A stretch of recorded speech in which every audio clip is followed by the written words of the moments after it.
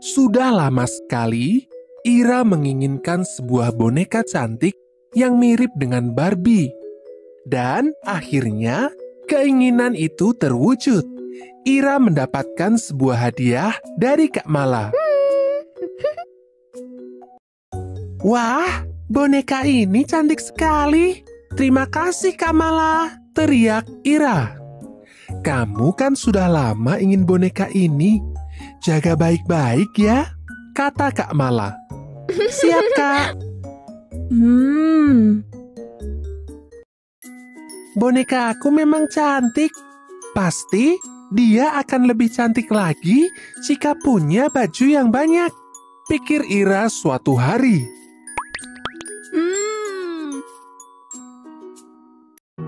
Ira pun berencana membuat sendiri pakaian untuk bonekanya. Dia lantas mengumpulkan aneka kain warna-warni dan alat-alat yang dibutuhkan. Pertama, yang Ira lakukan adalah membuat pola. Dia menggambar sebuah baju di atas kain bercorak bunga. Wajah Ira terlihat serius sekali.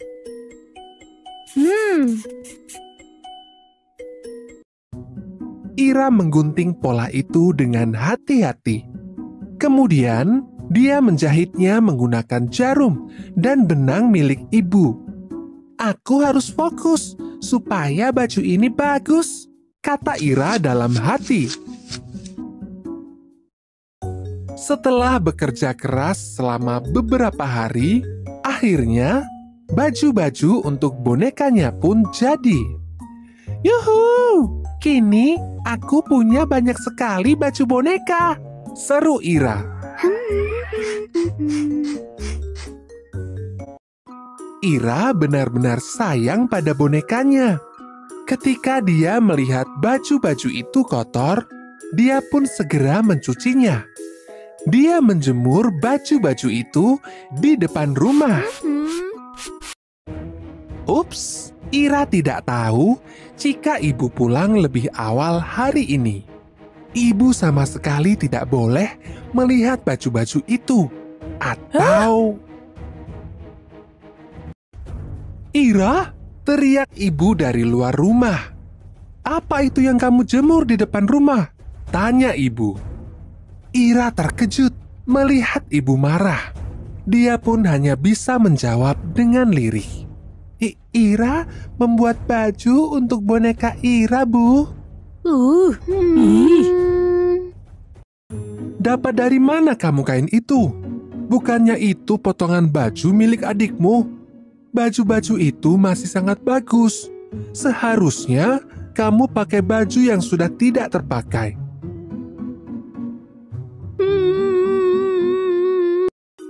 Ya, Ira memang salah. Dia tidak mau berkorban dengan bajunya sendiri yang sudah rusak, tapi malah memilih baju-baju adiknya yang masih sangat bagus. Akhirnya, boneka Ira pun disita oleh ibu untuk sementara waktu.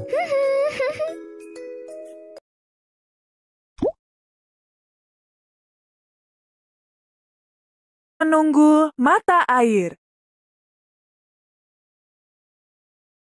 Ibu Emily adalah seorang wanita paruh baya yang selalu merasa kesepian. Hari itu, ia sedang termenung sendiri di ruang tamu rumahnya. Sudah lama sekali aku hidup sebatang kara di rumah ini. Rasanya hampa. Aku butuh seseorang untuk menemaniku, gumamnya. Pikiran nekat tiba-tiba melintas di benak Ibu Emily ketika ia sedang melamun. Lebih baik aku pergi saja ke mata air di dalam hutan. Aku akan berdoa meminta anak di sana. Siapa tahu permintaanku ini bisa terkabul, pikir Ibu Emily. Ia pun bergegas menuju ke hutan dengan penuh harap. Sesampainya di sana, Ibu Emily langsung bersimpuh dan berdoa. Doa itu ternyata disambut oleh dewa penunggu mata air. Kau akan mempunyai anak. Namun, jika anak itu lahir dengan rambut putih, maka anak itu menjadi milikku. Saat usianya menginjak 10 tahun, ia harus menjaga mata air ini untuk menggantikanku, ucap dewa.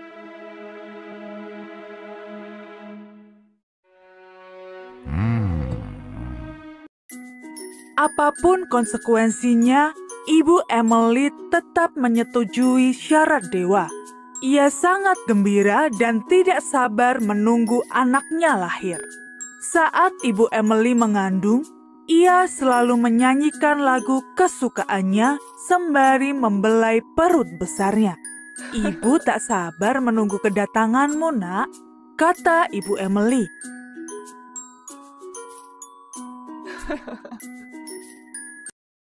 Beberapa bulan kemudian, anak Ibu Emily pun lahir.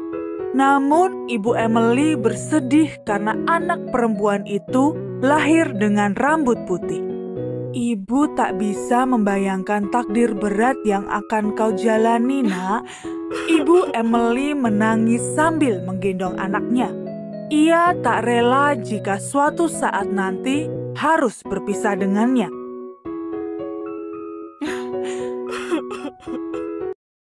Alara adalah nama yang diberikan Ibu Emily pada anaknya.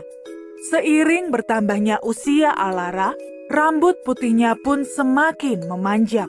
Hal itu membuat ia sering diejek dan dirundung oleh teman-temannya.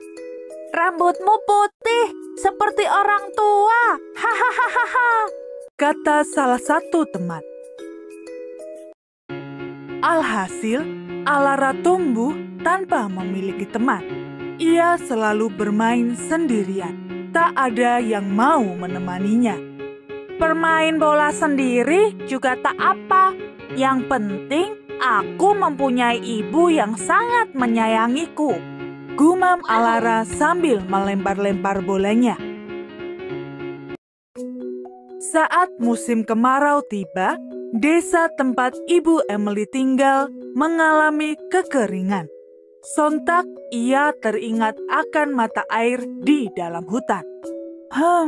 Jika aku ke sana, artinya sama saja menyerahkan Alara pada dewa. Namun, kalau tidak, aku dan para penduduk desa akan kekurangan air, kata Ibu Emily penuh keraguan.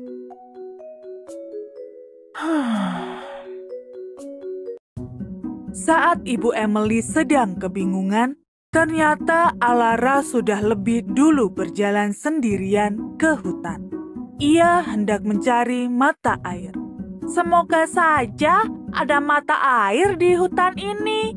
Aku tak tahu harus membantu ibu mencari air kemana lagi, gumam Alara sembari berjalan membawa kendi. Tak lama kemudian, Alara mendengarkan suara gemercik air. Ia berjalan terus hingga menemukan mata air itu. Ah, ini dia mata airnya, seru Alara. Tiba-tiba dewa penunggu mata air berkata, "Aku adalah dewa penunggu mata air. Oh, jadi kamu adalah anak yang akan menggantikanku. Silahkan ambil air ini. Tapi nanti kembalilah lagi ke sini."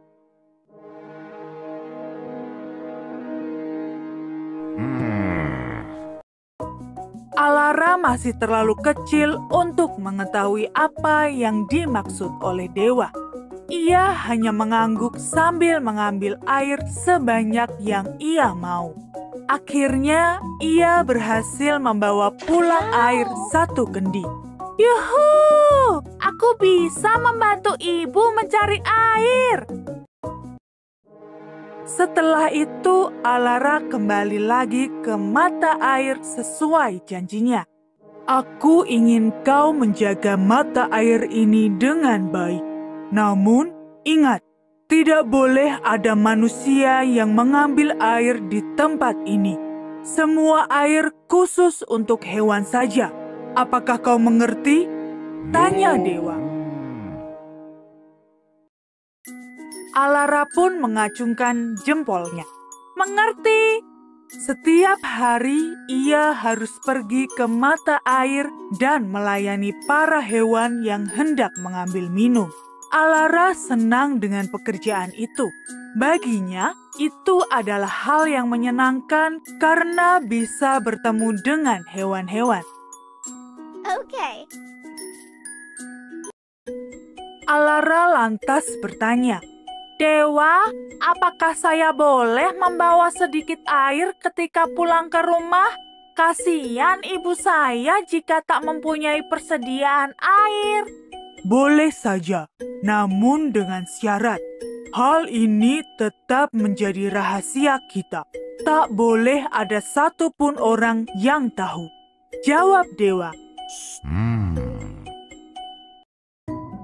Lama-kelamaan, para tetangga mulai curiga ketika melihat apa yang dilakukan Alara. Namun, Ibu Emily selalu mengelak jika ditanya. Setiap hari, anak itu membawa satu kendi berisi air. Sedangkan aku dan tetangga lain sangat kesusahan mencari satu botol air saja. Aku jadi curiga kalau keluarganya benar-benar menemukan mata air. Gumam seorang tetangga. Para tetangga akhirnya menemui Alara dan memohon padanya untuk memberitahu di mana letak mata air itu. Tolong nak, beritahu kami di mana kamu menemukan mata air. Kami semua menderita, ucap seorang tetangga. Aduh, bagaimana ini? Kasihan sekali. Alara pun tidak tega melihat wajah melas mereka.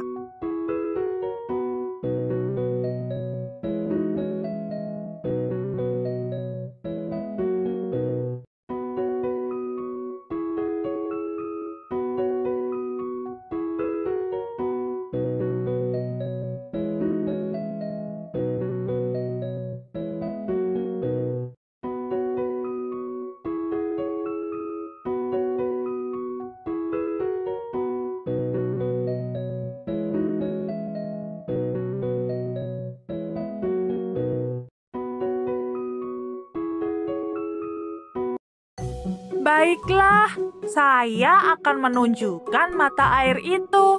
Mari, Pak, Bu, ikuti saya, sahut Alara. Okay. Wah, kau sangat baik. Terima kasih banyak, nak, ucap seorang penggembala. Akhirnya, Alara menuntun orang-orang ke mata air. Ia melanggar janjinya pada dewa penunggu mata air. Para penduduk bersorak gembira ketika mereka sampai di mata air. Airnya melimpah dan segar. Sekali lagi terima kasih, nak. Kau memang anak yang hebat, ucap penggembala. Semua orang mengambil air sepuasnya. Mereka tak berhenti mengucapkan terima kasih pada Alara.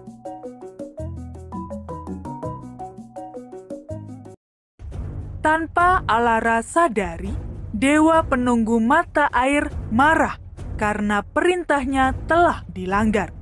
Anak itu tidak bisa menepati janji. Ia bahkan berani membawa banyak sekali orang ke tempat ini. Tak bisa kudiamkan. Aku harus memberinya hukuman, ucap dewa.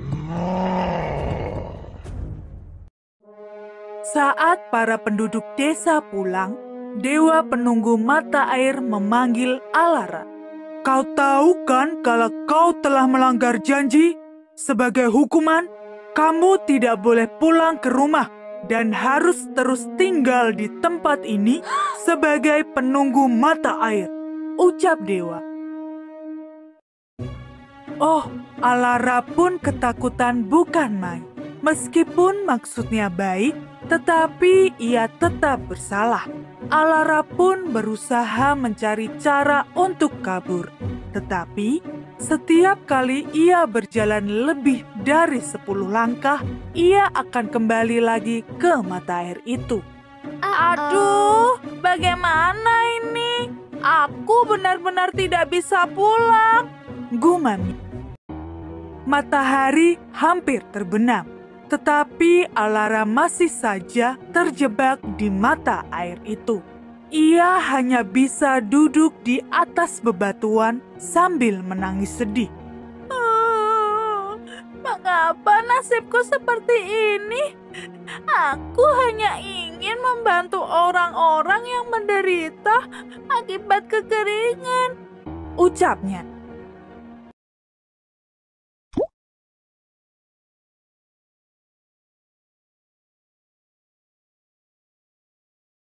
Lari dari bayangan. Loni adalah seorang anak kecil laki-laki yang amat pemalas. Ia tidak pernah mau belajar ataupun pergi ke sekolah. Hari itu sudah siang, matahari bersinar terik. Namun, ia masih saja tertidur di kamarnya dengan pulas hingga air liurnya memenuhi bantal yang ia pakai. Ibu Loni harus melakukan segala cara agar anaknya mau bangun. Setelah berhasil bangun pun, ibu masih harus susah payah untuk menyeretnya berangkat sekolah. Ayolah nak, nanti kamu terlambat. Jangan bermalas-malasan, kata ibu. Aku masih ingin tidur. Saat sampai di sekolah, Loni juga bermalas-malasan. Ia tidak mendengarkan penjelasan gurunya dengan baik. Lama sekali pelajarannya. Aku tak sabar ingin segera pulang. Aku ingin bermain di hutan sambil menikmati es krim pisang. Oh, enaknya, gumam Loni. Bel pulang sekolah adalah suara yang paling indah bagi Loni. Ia selalu menantikannya sejak jam pelajaran pertama dimulai. Asik, waktunya pulang. Aku sangat bersemangat, serunya. Setiap pulang sekolah, hobi Loni hanya berburu burung. Ia tidak tertarik untuk mengikuti kegiatan tambahan di sekolah, seperti berenang atau bermain musik. Kebiasaan Loni itu tentu membuat ibu marah, apalagi ketika anaknya pulang sore sambil membawa setumpuk burung. Ibu, lihatlah apa yang aku bawa. Aku berhasil mendapatkan banyak sekali burung, kata Loni sambil masuk ke dalam rumah. Astaga Loni, untuk apa kau berburu burung sebanyak itu? Tanya ibu. Malam harinya, ibu Loni merenung sendirian di kamar tidur. Ia kebingungan dengan sikap anak satu-satunya itu.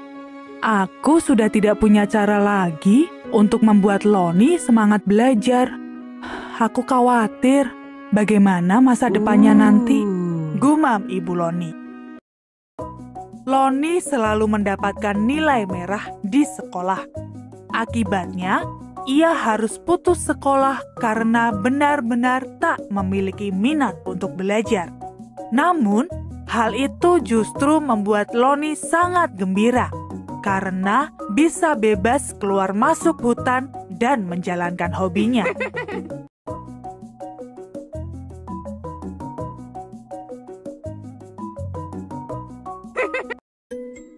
Suatu siang, matahari bersinar lebih terik dari biasanya. Loni memutuskan untuk berburu di hutan karena merasa bosan di rumah.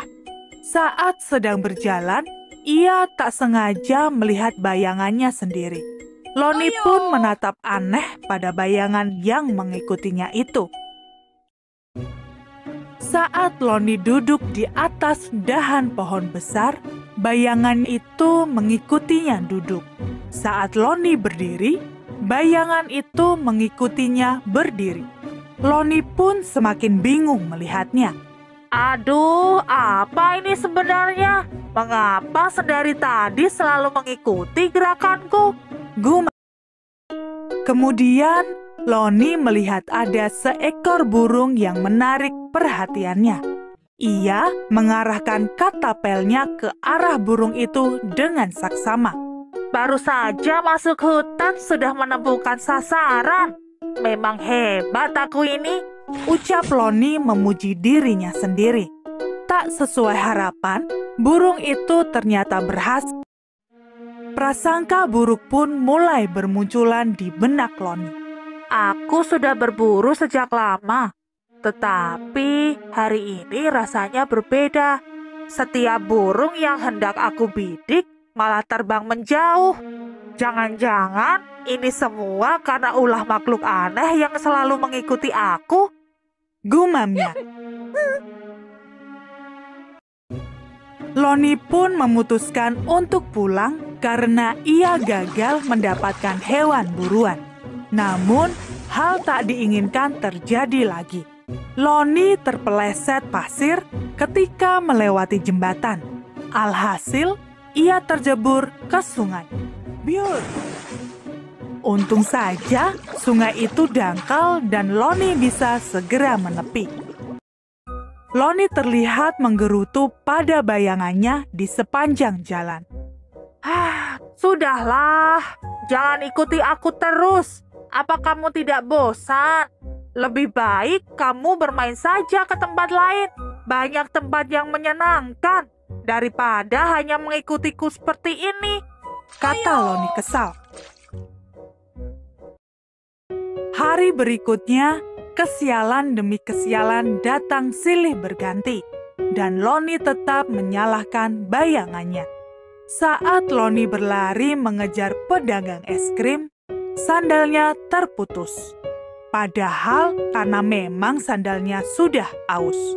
Setelah itu, air di botol minumnya tumpah karena ia memang tidak menutup botolnya dengan rapat. Loni pun marah besar pada bayangannya. Ia selalu berteriak dan mengusir bayangannya itu. Karena tak segera pergi, Loni malah semakin curiga pada bayangannya sendiri. Tak salah lagi, pasti sosok yang selalu mengikutiku ini adalah hantu jahat. Jika ia baik, pasti ia tak akan bersikap menyebalkan, kata Loni. Loni kemudian mencari ide untuk melarikan diri dari hantu jahat yang terus mengikutinya itu. Aku akan berlari secepat yang aku bisa, seru Loni. Meskipun sudah berlari sekuat tenaga, tetapi bayangannya terus-menerus mengikuti.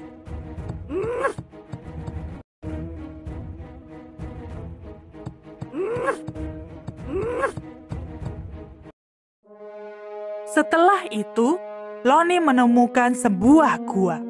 Ia pun masuk ke gua itu untuk menyelamatkan diri. Aku harus berlindung dari hantu jahat ini. Ia terus mengejarku, kata Loni. Gua itu begitu gelap. Bayangan Loni pun menjadi tidak kelihatan. Benar kan? Aku aman. Loni akhirnya memberanikan diri untuk keluar dari gua. Sepertinya ia sudah pergi, gumamnya.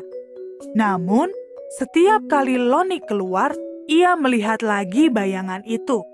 Hal itu berulang terus hingga langit mulai gelap. Akhirnya, ia memutuskan untuk menetap di gua itu agar aman dari kejaran hantu jahat. Sementara itu, Ibu Loni terlihat kebingungan mencari anaknya yang tak segera pulang. Aduh, langit sudah gelap, tetapi anakku belum sampai di rumah. Kemana ya dia? Tanya ibu. Ibu Loni pun memutuskan untuk mencari anaknya ke hutan. Semoga ada di sekitar sini, gumamnya. Setelah mencari cukup lama, akhirnya ibu menemukan Loni yang sedang berada di dalam gua. Astaga, apa yang kau lakukan di dalam sini, Nak? Ibu mencarimu sejak tadi. Tanya ibu. Loni kemudian menjelaskan alasannya menetap di gua itu. Ibunya pun terkejut dibuatnya.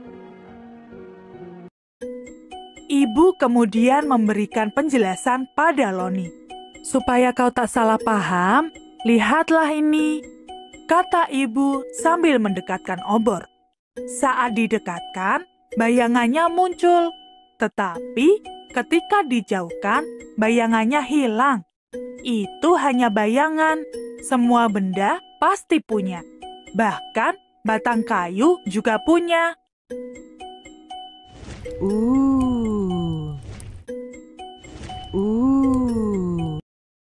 Oh lala, Loni pun malu karena mengira bayangannya adalah hantu. Oh, ternyata bukan hantu ya, Bu. Aku jadi malu karena tidak tahu, kata Loni.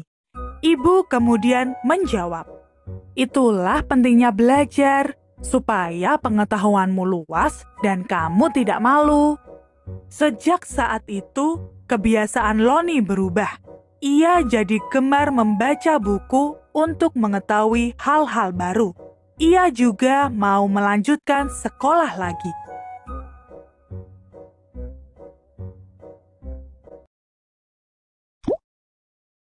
Raksasa. Luke adalah seorang pemuda.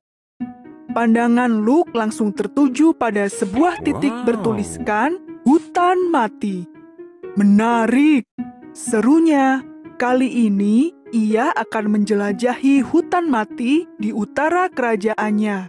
Disebut hutan mati karena siapapun yang lewat di sana tengah malam pasti tak akan bisa kembali dengan selamat, kecuali ia bisa keluar dari hutan itu sebelum gelap.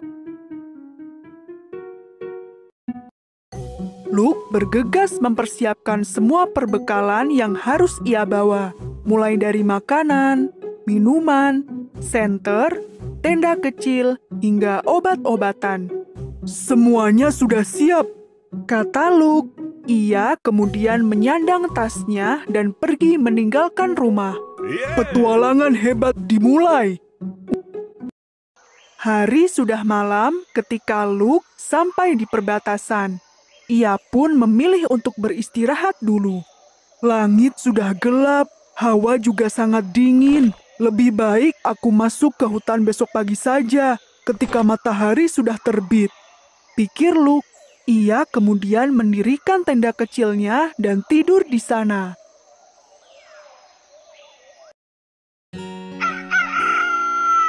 Pagi pun datang. Luke bangun dan bergegas mengemasi barang bawaannya. Aku siap, serunya. Ia berjalan masuk ke hutan dengan penuh percaya diri. Hutan itu banyak sekali pohon besar yang sudah berumur jutaan tahun. Oh, indah sekali. Luke tiba-tiba kehilangan arah. Ia menjadi bingung sendiri. Padahal hari sudah hampir gelap. Aduh, gawat. Aku ada di mana sekarang? Mengapa jalannya berbeda dengan yang ada di peta? Tanya Luke. Wajahnya mulai khawatir. Ia tersesat.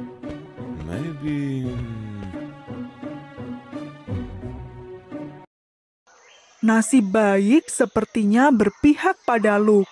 Tak jauh dari pandangannya, ia melihat sebuah rumah yang sangat besar dengan jendela-jendela yang bercahaya.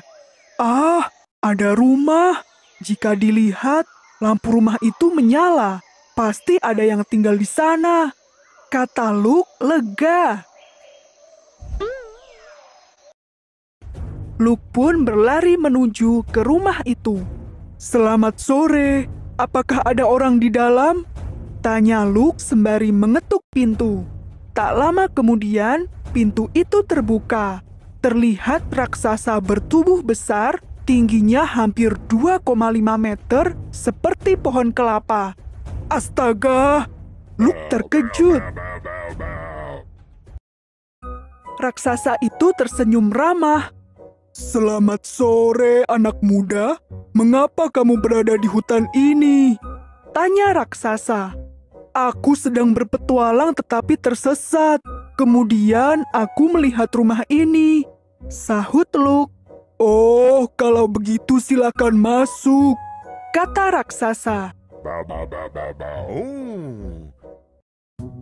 "Kau pasti lapar kan setelah berjalan jauh?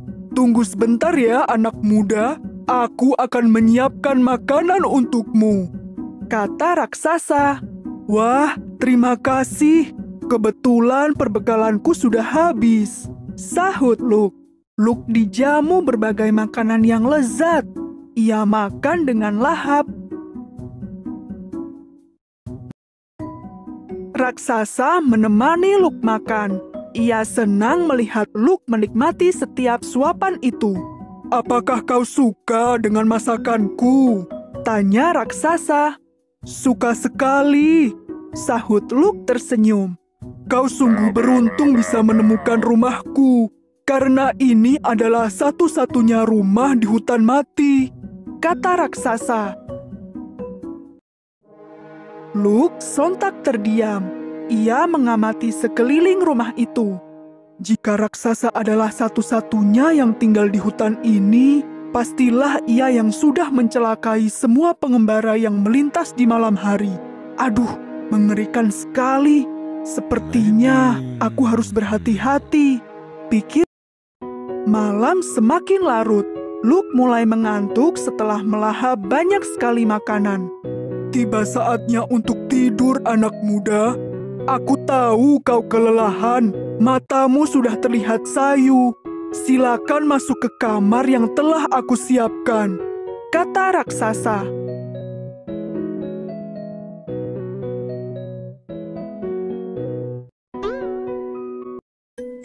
Luke masuk ke kamar itu. Nyaman sekali sepertinya tidur di sini. Namun, aku tak boleh lengah," katanya. Ia bersiasat untuk menaruh guling dan menutupinya dengan selimut. Guling itu terlihat persis seperti dirinya yang sedang tertidur. Sementara itu, Luke sendiri masuk ke kolong tempat tidur. Sesuai dugaan Luke, saat tengah malam, raksasa itu menyelinap ke kamar Luke. "Oh, dia pasti tertidur lelap. Kau pikir rumahku ini penginapan gratis?" gumam raksasa. Ia memukul guling itu berkali-kali. "Ah, rasakan ini anak muda." Kemudian ia pergi lagi.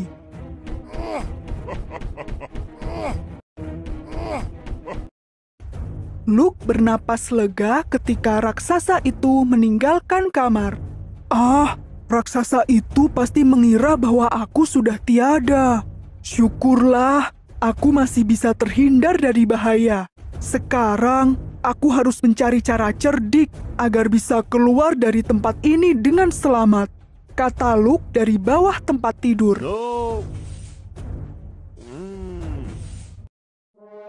Pagi harinya, raksasa terlihat sibuk memasak sup di dapur.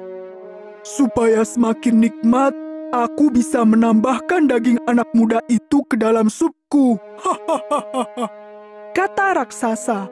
Ia kemudian berjalan ke kamar Luke sambil membayangkan betapa nikmatnya makan sup daging di pagi hari.